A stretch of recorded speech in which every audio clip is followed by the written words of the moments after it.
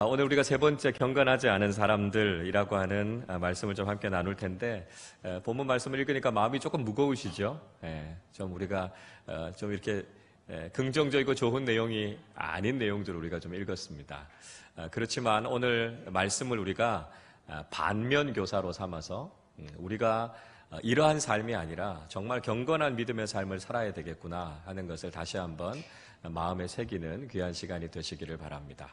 자, 복습이 참 중요합니다. 지난주 우리가 이신칭의의 복음, 로마서의 가장 중심이 되는 주제에 대한 이야기를 우리가 함께 나눴습니다. 기억하시죠? 먼저 바울이 로마 교회를 향한 사랑의 마음이 있었던 것을 우리가 확인해 보았습니다. 바울의 사랑이 어떤 식으로 드러나게 됐다고 얘기했지요? 바울이 로마 교회를 향해 먼저 감사한다 이런 이야기 했지요? 그리고 로마 교회를 위해서 항상 기도하고 있다 이렇게 이야기하고 있습니다.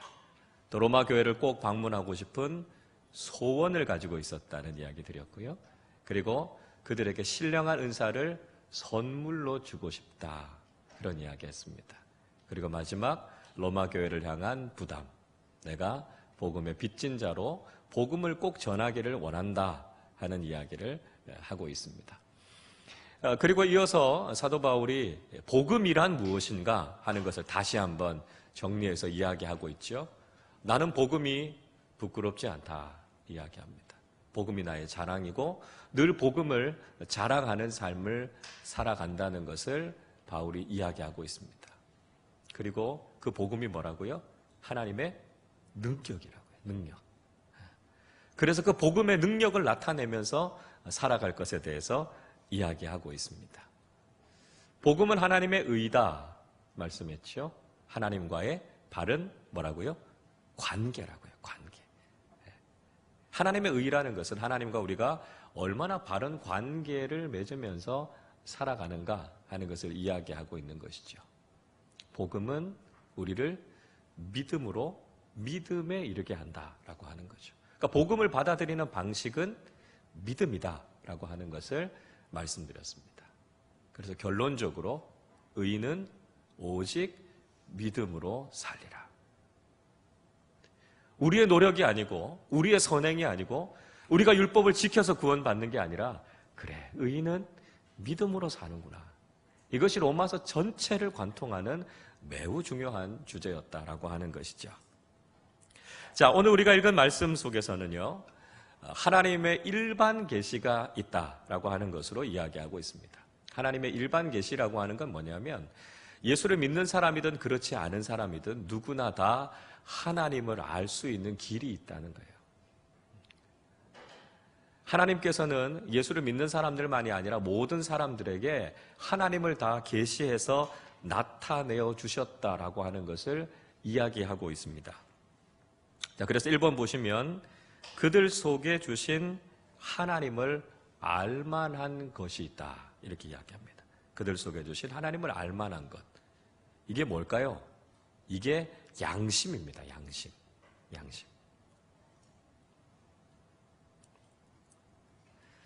자, 오늘 19절 말씀인데요, 우리 19절 말씀을 함께 읽어보도록 하겠습니다. 이는 하나님을 알만한 것이 그들 속에 보임이라 하나님께서 이를 그들에게 보이셨느니라 말씀합니다. 하나님께서 모든 사람들에게 하나님을 알만한 것을 보이셨다는 거예요. 그래서 복음이 전해지지 않은 곳이지만 그곳에 있는 사람들이라 할지라도 하나님을 알 수 있는 것들을 하나님께서 보여주셨다는 거예요. 그래서 그 누구도 하나님이 없다 이렇게 말할 수 없다는 거죠. 왜냐하면 하나님을 알 수 있도록 이미 하나님께서는 그 계시를 주셨다는 거죠. 특별히 그들의 마음 속에 주신 것이 있습니다. 그게 뭐냐 하면 바로 양심이라는 거예요.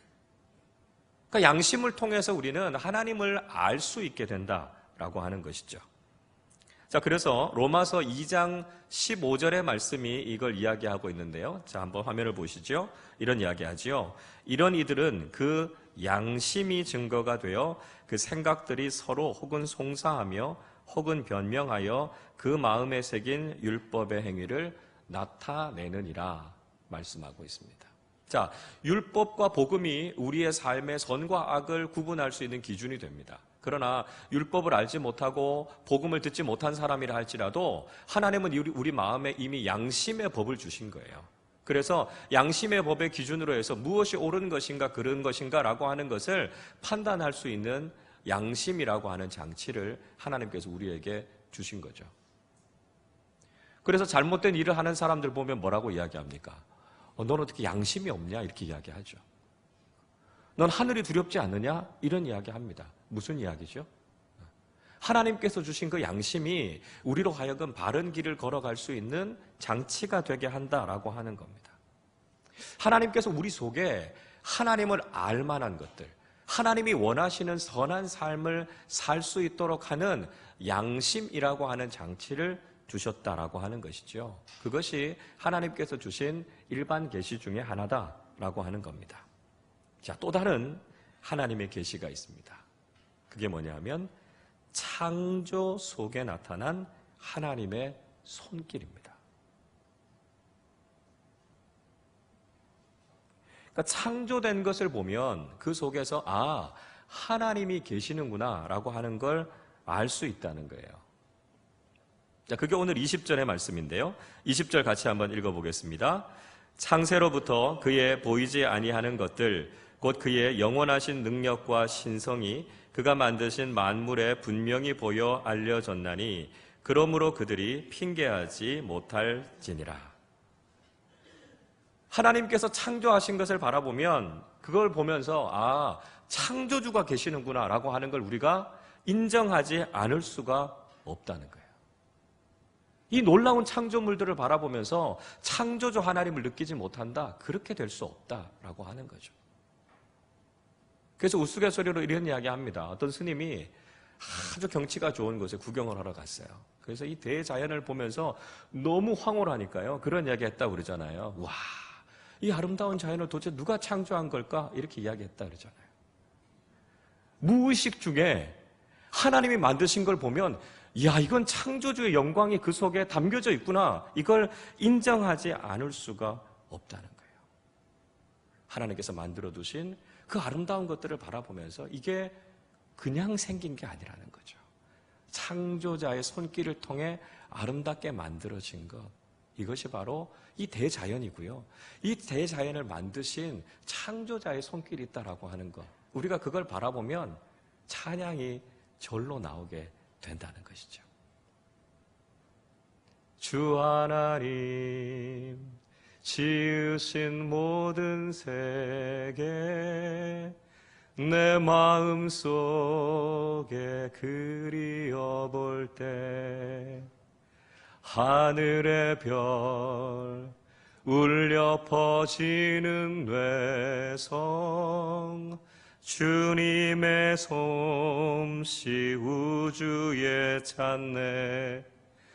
주님의 높고 위대하심을 내 영혼이 찬양하네. 주님의 높고 위대하심을 내 영혼이 찬양하네.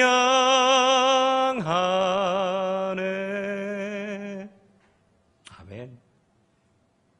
우리가 하나님께서 만들어 두신 것을 바라보면 창조주의 영광을 찬양하지 않을 수 없다는 거죠. 이 창조의 세상을 바라보면서 하나님이 안 계신다, 이렇게 할 수 없다는 거예요. 그래서 하나님의 작품 속에는 창조자의 영감이 그 속에 묻어 있는 겁니다. 화가가 그림을 그리고 나서 거기에 내가 그렸다라고 하는 이니셜이나 표시를 하지 않습니까? 창조자의 손길이 거기 담겨져 있는 거예요. 하나님이 이 천지 만물을 창조하시면서 거기에 하나님의 흔적을 거기다 남겨두신 거예요. 그걸 보면서 하나님이 창조하셨구나 하는 걸 우리가 알게 된다라고 하는 것이죠. 자, 하나님의 계시는 두 가지입니다. 하나님의 계시는 일반 계시와 특별 계시가 있습니다. 일반 계시라고 하는 것은 믿는 자들이든 믿지 않는 자들이든 모든 사람들에게 주신 하나님의 계시입니다. 우리의 내면에 있는 양심이라고 하는 것, 그리고 창조물 속에 담겨져 있는 이 창조를 통해서 우리는 하나님이 존재하시는구나 하는 것을 알게 되죠. 자, 그러나 문제는 이 일반 계시만을 가지고는 불확실하고요, 모호할 수밖에 없습니다. 이걸 가지고 우리가 확실하고 분명한 계시에 이르기는 어렵다는 거예요. 그래서 하나님께서 우리에게 주신 게 뭡니까? 하나님의 말씀이죠, 말씀. 특별 계시. 말씀이신 예수 그리스도. 기록된 하나님의 말씀. 이것을 통해서 하나님의 계시가 무엇인가를 우리가 정확하게 알 수 있도록 해주신 겁니다. 분명히 하나님께서 모든 사람들에게 보여주신 일반 계시를 통해 하나님이 계시다라고 하는 걸 알게 되지만, 하나님께서 우리에게 주신 이 하나님의 말씀인 성경을 통해서 우리의 믿음이 무엇인지, 그래서 확실하고 흔들림이 없는 믿음 위에 설 수 있도록 우리에게 이 계시의 말씀을 허락해 주신 거죠. 그래서 하나님께서 우리에게 주신 이 계시의 말씀을 믿고 그 말씀에 믿음으로 반응하며 살아가는 사람들이 되어야 한다는 것입니다. 자, 두 번째를 보시면 이제 하나님의 진노의 대상이 되는 사람들에 대한 이야기를 하고 있습니다. 하나님께서 어떤 사람들을 향해서 진노하시는가 하는 것이죠. 1번 같이 한번 읽어보겠습니다. 불경건하고 불의한 사람들. 불경건하고 불의한 사람들에 대해서 하나님께서 진노하신다 말씀하고 있습니다. 18절 같이 한번 읽어볼까요? 하나님의 진노가 불의로 진리를 막는 사람들의 모든 경건하지 않음과 불의에 대하여 하늘로부터 나타나나니 말씀합니다. 하나님의 진노가 불경건하고 불의한 사람들에게 임하게 된다 이야기하고 있습니다. 불경건함, 불의, 하나님과의 바른 관계를 갖지 못하는 것이다. 지난번에도 말씀을 드렸죠. 그래서 1차적으로는 하나님과의 관계가 깨진 겁니다. 그리고 하나님과의 관계가 깨어지다 보니까 자연스럽게 사람들과의 관계도 깨어지게 되는 것이죠. 그게 불경건과 불의입니다. 우리가 누군가와의 관계가 깨지면 그 사람을 만나고 싶지 않잖아요. 그 사람을 자꾸 피하고 싶잖아요. 관계가 깨진 사람들끼리 만나면 자꾸 다투고 어려워질 수 있습니다. 하나님과의 관계가 깨어져도 마찬가지라는 거죠. 우리가 하나님과의 관계가 깨어지면 하나님 앞에 서는 것이 두렵습니다. 하나님을 피해서 자꾸 숨고 싶은 거죠. 범죄했던 아담이 하나님께서 그를 찾으실 때 그가 하나님의 낯을 피해서 숨었다고 이야기합니다. 왜요? 관계가 깨어졌기 때문에 그렇습니다. 그래서 하나님 앞에 서면 하나님의 진노하심을 받을 수밖에 없는 것이죠. 그래서 불경건하고 불의한 사람들, 하나님과의 관계가 깨진 사람들, 하나님의 진노를 받을 수밖에 없다라고 하는 것이죠. 자, 두 번째입니다. 같이 읽어보겠습니다. 하나님을 영화롭게 하지 않고 감사하지 않는 사람들. 하나님을 알지만 하나님을 영화롭게 하지도 않고 하나님께 감사하지도 않는 사람들을 향해서 하나님께서 진노하신다 말씀합니다. 21절 같이 읽어보겠습니다. 하나님을 알되 하나님을 영화롭게도 아니하며 감사하지도 아니하고 오히려 그 생각이 허망하여지며 미련한 마음이 어두워졌나니. 하나님은 모든 사람들에게 하나님의 계심을 이미 보여주셨다고 말씀드렸습니다. 그러니까 하나님이 안 계신다 이렇게 누구도 이야기할 수 없다는 거예요. 그럼에도 불구하고 하나님이 계시다는 걸 알매도 불구하고 하나님을 영광스럽게 하지 않는 사람들이 있다는 거죠. 하나님이 우리의 창조자이시고 하나님이 우리의 삶의 모든 것을 공급해 주심에도 불구하고 하나님을 향해서 감사하지도 않는 사람들을 향해서 하나님께서 진노하신다 말씀하고 있습니다. 생각해 보십시오. 우리 부모님들이 자녀들을 양육하면서 얼마나 수고를 많이 하십니까? 자녀들을 위해서 희생하고 헌신하고 자녀들을 뒷바라지하기 위해서 정말 많이 애쓰시잖아요. 그런 부모님의 희생과 사랑과 수고를 알매도 불구하고 부모님을 공경하지 않는다라고 하는 건 이건 비난받아 마땅한 일이죠. 마찬가지입니다. 하나님께서 우리를 얼마나 사랑하시는지 하나님께서 우리의 모든 것들을 조성하시고 만드시고 우리의 삶의 모든 것들을 공급하시는데 그 하나님의 영광을 위해 살지 않고 그 하나님께 감사하지 않는다라고 하는 것, 하나님께서 진노하실 만한 일이라는 거죠. 하나님을 알지만 하나님을 영화롭게 하지 않는 것, 하나님을 알지만 하나님께 감사하지 않는 것, 이것이야말로 심각한 죄다라고 하는 것을 지적해 주고 있습니다. 자, 세 번째 어떤 사람들입니까? 같이 읽어보겠습니다. 스스로 지혜 있다고 말하지만 어리석은 사람들. 자, 22절 같이 읽어보죠. 스스로 지혜 있다 하나 어리석게 되어. 그러니까 인간은 교만합니다. 교만하다는 건 내 스스로 지혜 있다고 생각하는 거죠.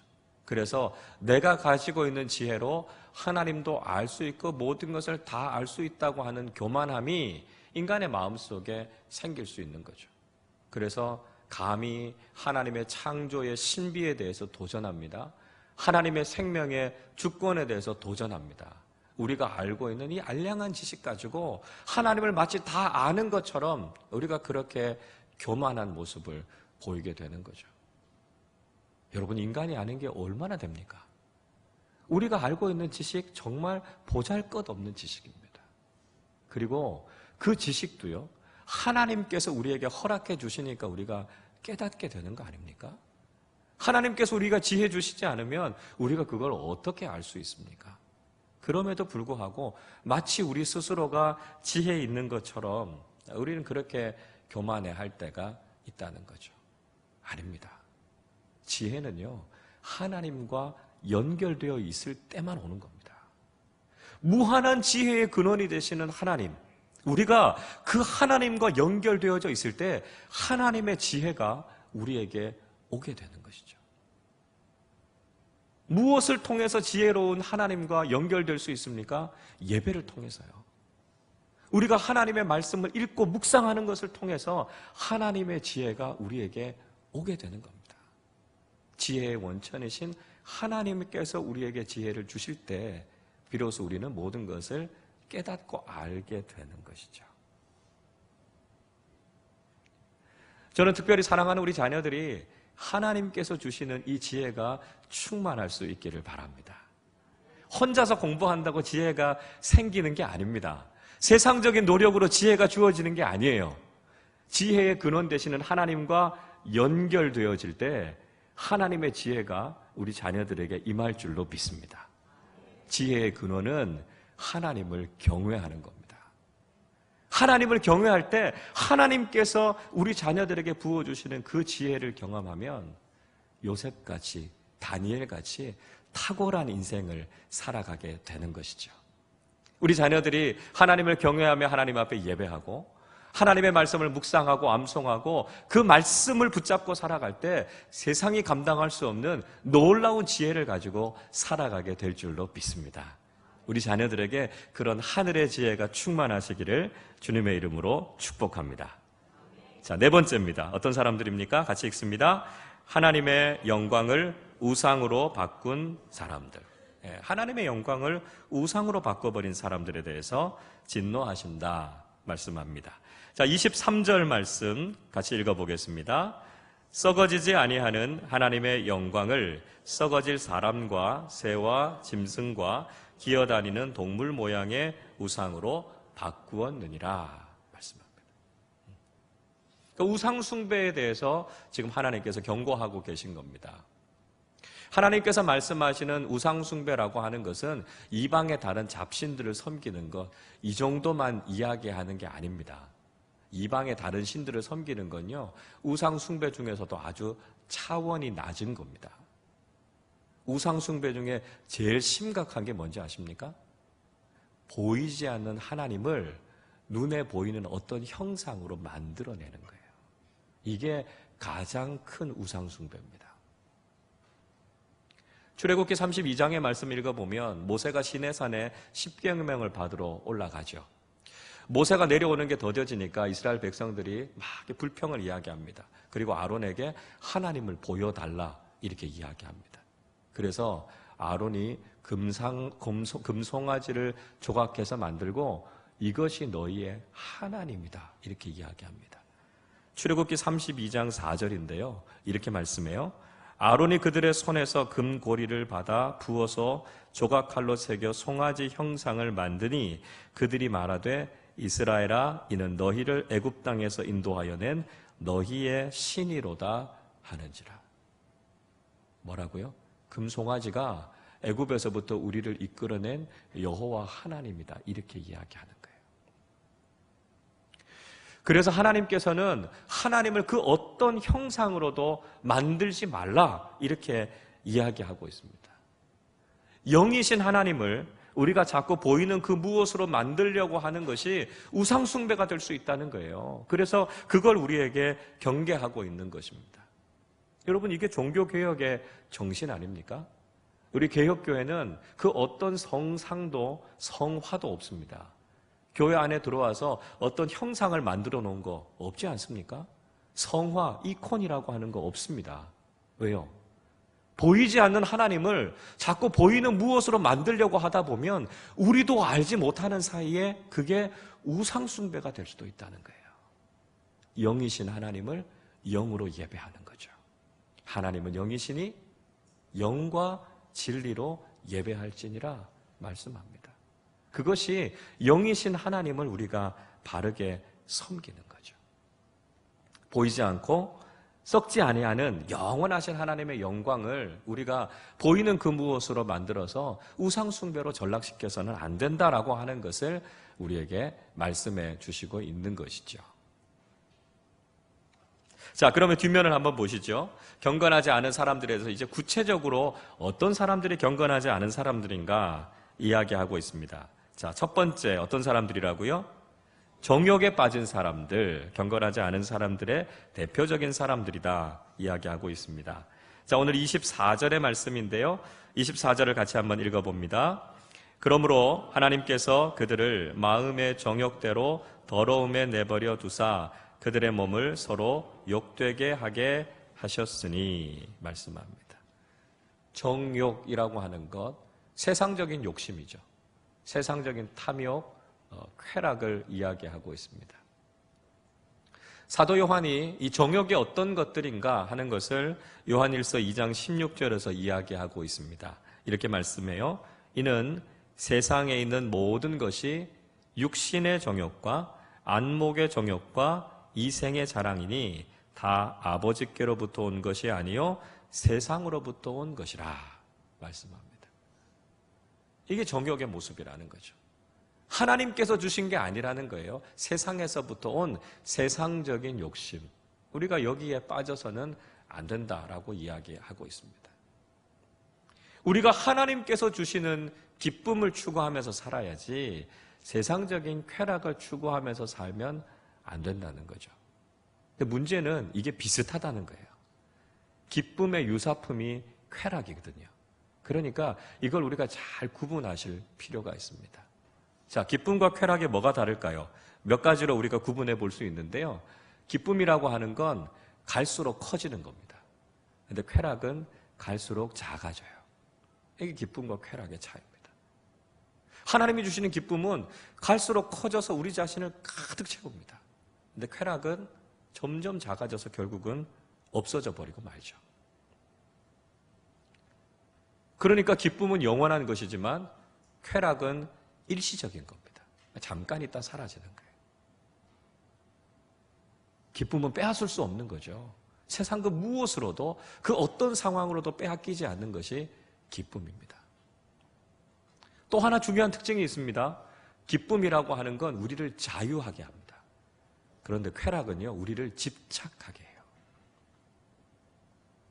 하나님이 주시는 기쁨을 누리면 무엇과도 비교할 수 없는 자유함이 우리 안에 충만하게 됩니다. 그런데 세상적인 쾌락에 빠지면 자꾸만 거기에 연연하고 집착하게 됩니다. 그러니까 우리가 지금 누리고 있는 것, 추구하고 있는 것이 하나님이 주신 기쁨인지 아니면 세상적인 쾌락인지 우리가 잘 구분해야 된다는 것이죠. 그래서 하나님의 기쁨을 추구하되 우리가 세상적인 정욕과 쾌락에 빠져서는 안 된다라고 하는 것이죠. 자, 두 번째 어떤 사람들입니까? 같이 읽어보겠습니다. 피조물을 조물주보다 더 경배하고 섬기는 사람들, 이렇게 이야기합니다. 자, 25절 말씀 같이 읽어보겠습니다. 이는 그들이 하나님의 진리를 거짓 것으로 바꾸어 피조물을 조물주보다 더 경배하고 섬김이라. 주는 곧 영원히 찬송할 이시로다. 아멘. 이런 사람들이 있다는 거예요. 피조물을 더 섬기고 정작 그걸 만들어 두신 하나님을 섬기지 않는 삶이죠. 세상에 있는 것, 보여지는 것, 그거 사랑하고 섬기고 그걸 우상으로 만들지만 정말 그걸 만드신 하나님, 그 하나님은 모른 채로, 섬기지 않은 채로 살아가는 거죠.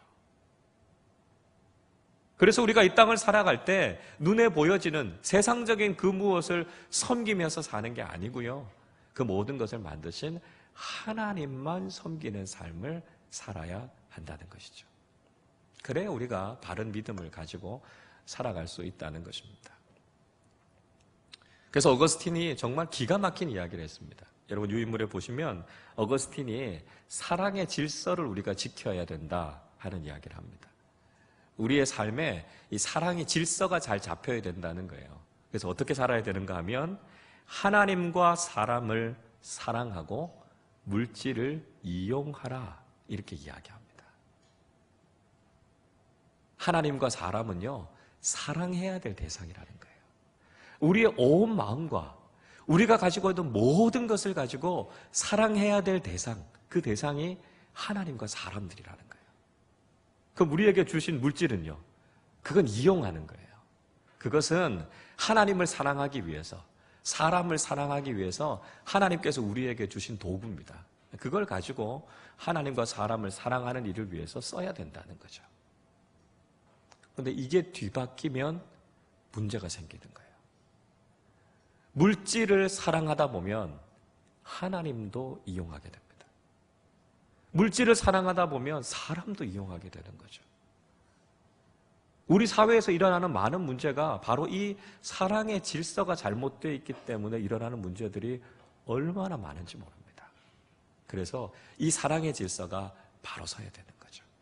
하나님과 사람을 우리의 온 마음을 다해서 사랑하고, 하나님께서 우리에게 맡겨주신 것들을 하나님과 사람을 위해 사용하는 이 사랑의 질서가 바르게 설 수 있을 때 우리의 삶도, 우리의 사회도 평안하고 바르게 세워져 갈 수 있다는 것이죠. 자, 세 번째, 경건하지 않은 사람들 어떤 사람들입니까? 같이 읽습니다. 음욕에 빠진 사람들입니다. 자, 오늘 26절과 27절 말씀 읽어보면 성적인 타락에 관한 이야기를 하고 있습니다. 성이라고 하는 것은 하나님께서 우리에게 선물로 주신 겁니다. 그래서 하나님의 뜻대로 순리로 잘 사용하면 하나님께서 우리에게 주신 놀라운 선물입니다. 그런데 문제는 사람들이 이걸 영리로 사용한다는 거죠. 잘못 사용하기 때문에 문제가 생기는 겁니다.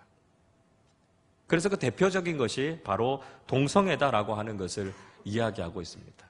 남자가 남자와 여자가 여자와 서로 부끄러운 일들을 하는 것 때문에 하나님께서 우리에게 축복으로 주신 것을 잘못 사용하는, 그것 때문에 성적인 타락이 생기게 되는 것에 대해서 이야기하고 있습니다. 당시에 이 로마 제국에도요, 동성애의 문제가 굉장히 심각했다고 합니다.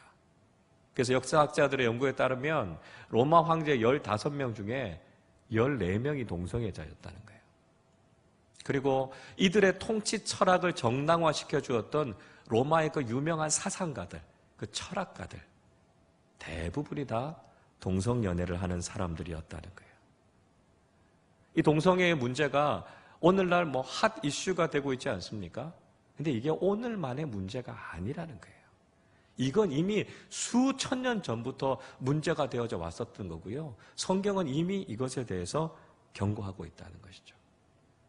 그래서 동성애를 포함해서 이 모든 성적인 타락으로부터 우리를 정결하게 지켜나가는 것, 이것이 우리의 경건의 삶에 있어서 매우 중요하다는 것을 기억해야 한다는 것이죠. 자, 마지막 네 번째 경건하지 않은 사람들입니다. 같이 읽습니다. 마음에 하나님 두기를 싫어하는 사람들. 마음에 하나님 두기를 싫어하는 사람들이 있다는 거죠. 이런 사람들을 뭐라 그런다고요? 무신론자라고 한다고요. 무신론자. 자, 근데 무신론이라고 하는 건 하나님이 없다는 이야기가 아닙니다. 무신론이라고 하는 건 하나님이 없었으면 좋겠다는 거예요. 그게 무신론입니다. 하나님은 분명히 존재하십니다. 근데 무신론자들은 하나님이 있는 게 불편한 거예요. 왜요? 하나님이 있으면 내가 심판을 받잖아요. 하나님이 있으면 내가 하고 싶은 대로 할 수 없는 거예요. 그래서 하나님이 없었으면 좋겠다는 생각이 무신론입니다. 무신론. 자, 시편 14편 1절의 말씀인데요.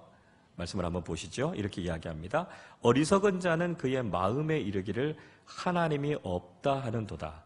그들은 부패하고 그 행실이 가증하니 선을 행하는 자가 없도다. 말씀합니다. 하나님이 안 계신 게 아니에요. 그의 마음에 이르기를 뭐라고요? 하나님이 없다. 하나님이 없었으면 좋겠다. 이렇게 생각하는 거예요. 그래야 내가 사는 게 편하니까요. 그게 무신론자들이 갖고 있는 생각이라는 겁니다. 하나님이 없는 마음 안에 각종 악한 것들이 다 자리를 차지하게 되죠. 오늘 28절부터 31절까지 말씀을 쭉 읽어보면 악의 목록들에 대해서 이야기합니다. 이거 그냥 읽기도 좀 불편할 만큼 그런 많은 악들이 마음속에 차게 되는 거예요. 여러분, 우리의 마음에 하나님이 안 계시면 우리의 마음이 그냥 비어 있는 게 아닙니다. 하나님이 안 계시면요, 우리의 마음에 이런 악한 것들이 흘러 넘치게 된다는 거예요. 복음서의 말씀을 읽어보면 더러운 귀신이 어떤 사람에게서 나갑니다. 그랬다가 갈 만한 곳을 찾다가 없으니까 어떻게 됐다 그래요? 그보다 더 악한 귀신 7을 데리고 와서 그 사람의 마음속에 들어와서 그 사람의 나중 형편이 처음 형편보다 더 나빠졌다고 이야기합니다. 우리의 마음은 하나님이 없으면 그냥 비어 있는 게 아니라고요. 우리의 마음에 악한 것들이 하나님이 없으면 그 악한 것들이 가득 차게 된다는 것이죠. 그래서 우리가 우리의 마음을 적극적으로 지켜나가는 건 우리를 하나님으로 가득 채우는 겁니다. 하나님께서 내 마음의 주인이 되어주시고 성령께서 우리의 마음을 지켜주셔야 우리가 거룩하고 깨끗해지는 것이고요. 어느 순간인가 하나님이 안 계시면 우리 안에 각종 악한 것들이 차게 된다는 것이죠. 그래서 우리가 늘 기도할 때 하나님의 성령으로 우리를 가득 채워주십시오. 세상의 악한 것들이 우리 마음속에 들어오지 못하도록 하나님의 영으로 우리를 충만하게 해주십시오. 우리가 그렇게 기도할 때 거룩한 하나님의 사람들로 살아갈 수 있게 된다는 것이죠. 자, 하나님께서 진노하실 만한 사람들, 경건하지 않은 사람들에 대한 이야기를 했습니다. 이들을 향한 하나님의 심판이 있게 될 것이다 말씀하고 있습니다. 그들을 향한 하나님의 가장 큰 심판이 뭡니까? 그게 내버려 두는 겁니다. 내버려 두는 것. 신학적인 용어로는 유기 이렇게 이야기합니다. 유기. 그게 하나님의 가장 큰 심판이라는 것이죠. 자, 24절을 다시 한번 보십시오. 그들을 마음의 정욕대로 더러움에 어떻게 해요? 내버려 두사 이렇게 이야기하죠. 26절에서도요. 그들을 부끄러운 욕심에 내버려 두셨으니 이야기합니다. 28절도 그들을 그 상실한 마음대로 내버려 두사 이렇게 말하죠. 그냥 내버려 두는 거예요. 그게 가장 큰 심판이라는 겁니다. 우리는 때로 하나님께서 우리를 징계하시는 것이 가장 큰 심판이라고 생각하지만 사실 하나님께서 우리를 징계하시는 건요, 우리를 사랑하신다는 증거입니다. 우리가 자녀들이 잘못된 길을 걸어가면 어떻게 합니까? 그냥 내버려 둡니까? 아니잖아요. 때려서라도 바른 길을 갈 수 있도록 잡는 거죠. 그래서 징계한다는 건 사랑한다는 표현입니다. 내 자녀니까요, 바른 길을 걸어가야 되는 거죠. 그러나 다른 집 아이들 같으면 잘못하는 행동을 하면 한 번, 두 번은 얘기하죠. 아, 얘야, 그렇게 하면 안 된다. 이렇게 이야기하죠. 그러나 그러고 나서 그만입니다. 뭐 회초리를 들고 다른 집 아이를 때리거나 이렇게 하지 않습니다. 나와 상관이 없으니까요. 그렇게까지 해서 바로잡을 필요가 없으니까요. 그러나 내 자녀는 달라진다는 거죠. 내 자녀는 어떻게 해서든지 바른 길을 걸어갈 수 있도록 잡는 거죠. 그래서 징계한다라고 하는 것도 하나님의 사랑의 표현이라는 것입니다. 하나님의 가장 큰 심판이 뭡니까? 그냥 내버려 두는 거예요. 그래서 결국 돌이키지 못하면 멸망하게 되는 겁니다. 그게 하나님의 가장 무서운 심판이라는 거죠. 믿지 않고 죄를 저지르면서 살아가는 사람들, 그 사람들이 별 어려움 없이 잘 살아가는 것처럼 보입니다. 돈도 많이 벌고 건강하게 잘 살고 인생을 다 누리면서 살아가는 것처럼 보여요. 여러분 그게 부러우세요? 아니 그게 부러운 게 아니에요. 그렇게 가다가 돌이키지 못하면 영원한 멸망이에요. 그게 얼마나 무서운 하나님의 심판인지 모릅니다. 하나님께서 우리로 하여금 깨닫게 하시고 바른 믿음의 길로 걸어가게 하시는 것, 그게 은혜고요. 그게 사랑이라고 하는 것을 우리가 깨달아야 한다는 것이죠. 자, 오늘 말씀을 한번 정리해 보겠습니다. 하나님께서 모든 사람들에게 하나님을 알 수 있도록 하나님의 계시를 허락해 주셨습니다. 믿지 않는 사람들에게 또 일반 계시를 통해 우리 속에 있는 양심과 하나님이 만드신 창조를 통해서 하나님은 계시는구나 라고 하는 것을 알게 해 주셨습니다. 무엇보다 중요한 것, 하나님의 말씀, 예수 그리스도를 우리에게 보내주셔서 우리가 그분을 믿고 확실한 믿음과 구원의 길을 걸어가게 하신 것이죠. 우리가 그 계시를 분명히 붙잡고 살아가는 것이 중요합니다. 경건하지 못한 사람들, 하나님의 진노의 대상이 되는 사람들이 너무나 많이 있습니다. 우리가 그들의 본을 보고 그들을 뒤따라갈 것이 아니라 정말 경건하게 하나님을 영광스럽게 하는 믿음의 길을 걸어가는 우리 모두가 되어야 한다는 것이죠. 우리는 하나님을 알고 있습니다. 그렇기 때문에 하나님을 영화롭게 하는 삶을 살아야 되는 거죠. 하나님께 감사하는 삶을 살아야 되는 것이죠. 오직 하나님께서 기뻐하시는 믿음의 길을 걸어가야 할 줄로 믿습니다. 하나님께서 원하시고 기뻐하시는 경건하고 아름다운 믿음의 삶을 살아가서 하나님께 큰 영광이 되는 우리 모두의 삶이 되시기를 주님의 이름으로 축원합니다. 기도하겠습니다.